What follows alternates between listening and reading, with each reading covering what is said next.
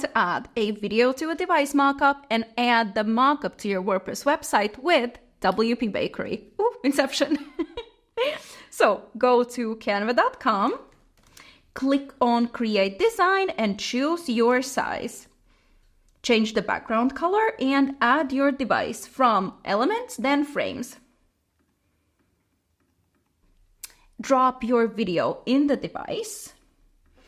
Now, download the video and upload it to your WordPress media library. Next, open the WP Bakery frontend editor. If you want to add a video that won't show the controls and will autoplay, you can add the raw HTML element and add this code snippet. And now, paste the URL of the video in the code snippet. You can grab that from the media library. And we're done.